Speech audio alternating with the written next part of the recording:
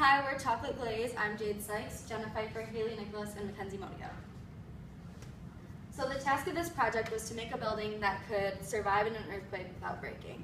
While making our building, we only could use a few items, which made it a little bit harder.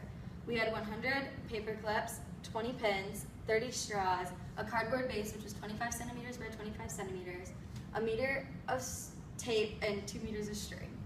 We also had to work on our reflection skills, which we used those by making a reflection after each trial to say what we thought worked and what we thought didn't work. So instead of using any other team's designs, we decided to incorporate our own knowledge of structures and balancing buildings from what we know as a whole and see if our team is like. Alright, this is our first isometric drawing and this is our first trial. We originally had straws going across for cross barriers, but we changed it to doing straws straight up. We had our tower came in, so it was smaller on the top than it was on the bottom. This is the video of trial 1. So first we had the sandbag on the bottom floor.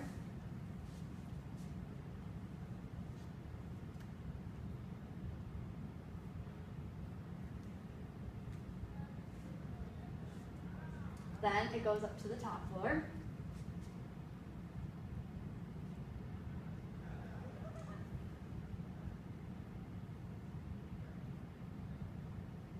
After that we have the sandbag on the bottom and on the top, which it fell, so then we got to restart and see if it would work.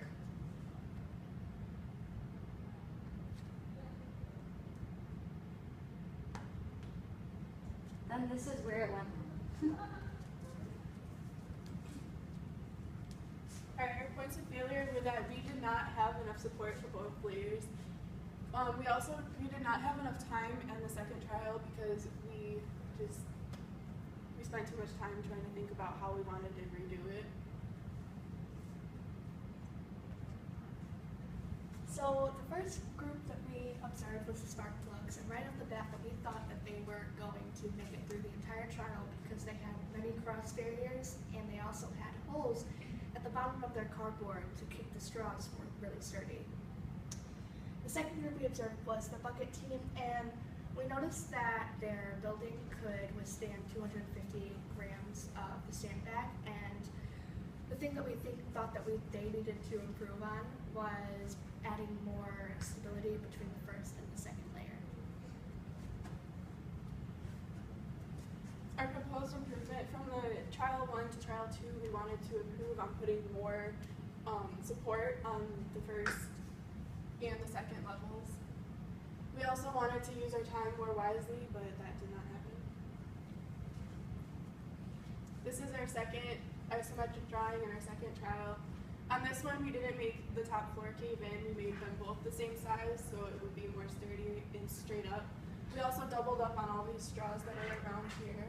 And then we had straws going across again, but we decided to change that to going straight up again, and we ran out of straws, so we didn't have enough support for it. This is the video for trial 2.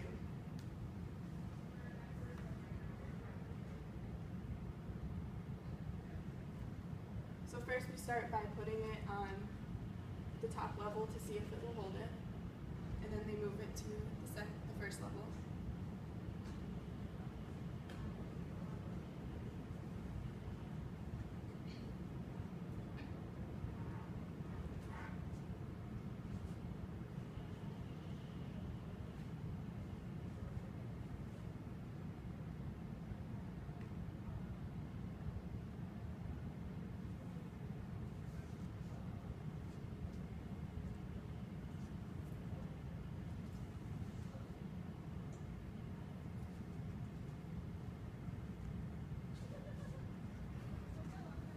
Now we have the sandbag on just the second level to make it go through the earthquake.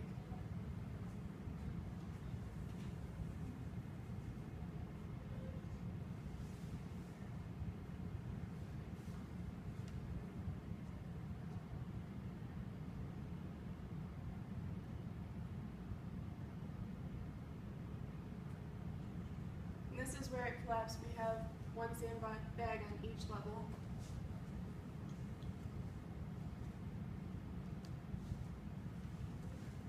Okay, so this is our final results. In the first trial, we weren't really expecting what was going to happen, and we didn't think we were going to do as good as we did. But we received a 65 out of 75 on that trial, which means that we made it with the sandbags on each floor, and then when we put the 2 on the top, it just collapsed. Then for our second trial, we didn't do as well as we expected. We received a 55 out of 75, and we got the sandbag on the bottom, but on the top, when we put it up there with both of them, it fell over. Overall, we feel as if our group worked very hard together, and it allowed us to work on our communication skills.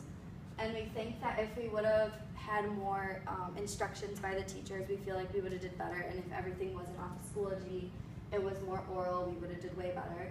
We also think that if we had a third trial, we would have did way better because we knew that we needed to add cross barriers and add more support to our levels.